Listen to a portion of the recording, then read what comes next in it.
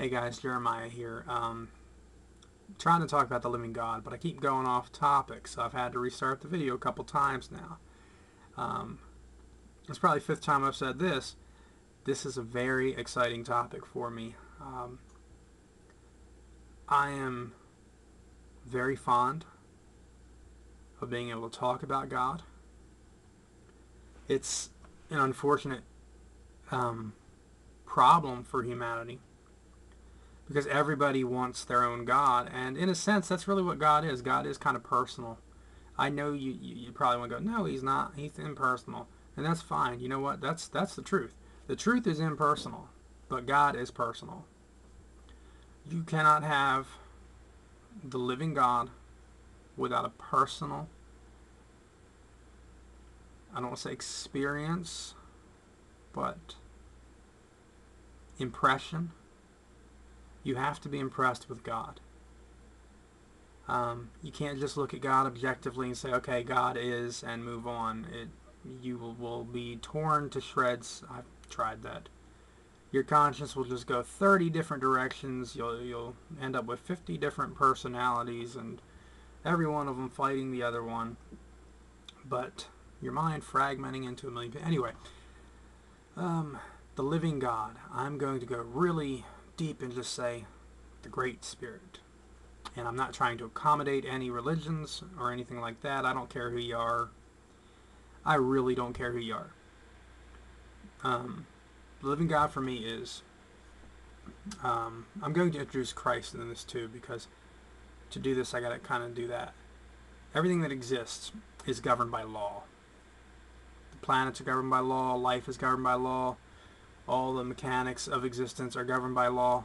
And for me, that's what the word represents, is the law. But I'll briefly state this too. I'll go into this in further detail later. The law that everything's under, to me, represents Christ, the beginning. The law that is going to happen, which is the perfection of all things through Christ, represents Christ, the end, to me. So you have the beginning and you have the end, and that's Christ, which is the Word and the glory of God. The glory of God is the living perfection of all things. It is the law taken to life. It is the dead law made alive, because now God is in all things that exist. And that, in a very summed up expression, is my understanding of Christ. Now, before you had that law, before you had that word, you had the living God, which is that eternal spirit, that that essence that resides completely outside of all existence, untouchable, unseen, unknowable, in the depths that nobody can attain the present place audience of that God, because he's so pure and perfect and true that nothing that has a hint of corruption can go there.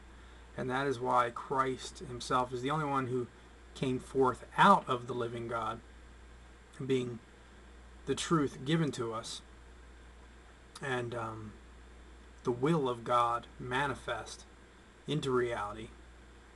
And he's the only one who can return to God, which is kind of the end of all things, in the sense that when that day comes, Christ and everything that is now in him and belongs to him returns to the Father. I don't have the scriptures here with me, but they're in there, and you'll find them on the website. I'll try to make all these really quick and pointed with the scriptures there. But the living God is outside existence, and at the same time inside existence, because you have the power that ordained, and you have the power that proclaimed, and then you have the Holy Spirit, who is the power who sustains. So these are all, I don't want to say interchangeable. They're unified in a singular essence, which is glory and perfection and truth and law. But these are all alive, and to be a little more pointed, God is alive.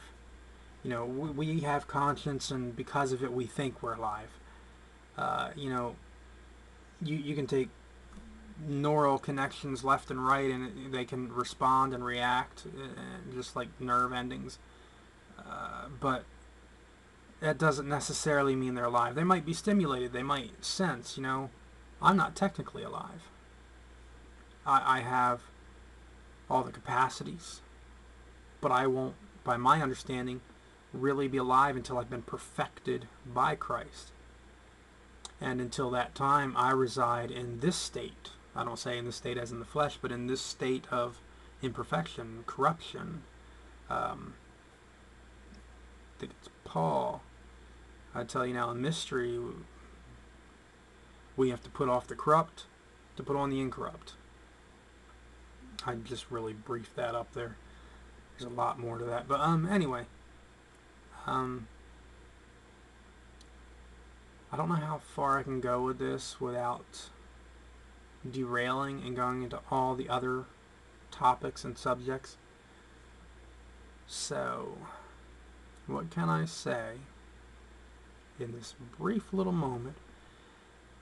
Maybe I can't really say anything, so I'm going to try to bring this to a close by being a little more expressive on the living God. I believe in God as before all things. I believe in God as after all things. I believe in God as the perfection of all things. And I believe in God as approachable. That we have a conversation with God in everything that we are, in everything that we believe, in everything that we do. And not one of us has it perfect, so I don't want to make that sound that way.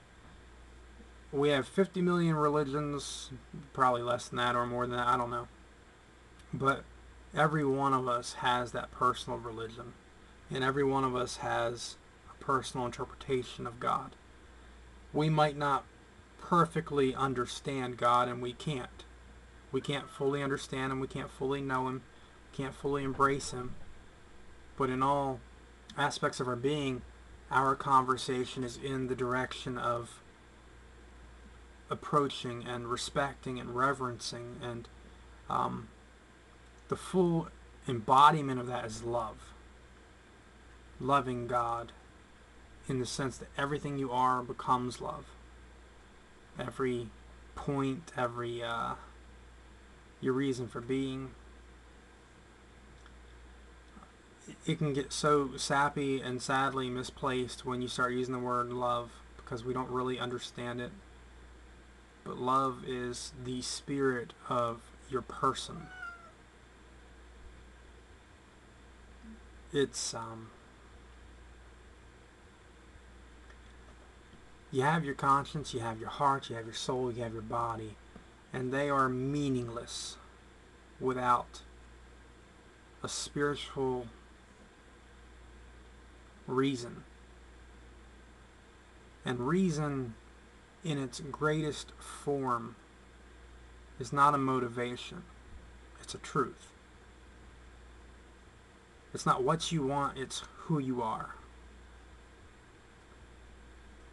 And love becomes who you are in God, toward God, with God, in your conversation life from whenever to death. And hopefully far beyond that, with God and in God. But I think that's enough for the moment. We're going to close out this video, especially with my kitty cat getting restless and trying to get over here. I do not understand why, but that poor little guy can sit there all day, do nothing. But as soon as I start doing videos, he wants to get in my lap. Alright, check you guys later, and thanks for watching the video, and I hope you'll see the rest of them, and enjoy, and God bless.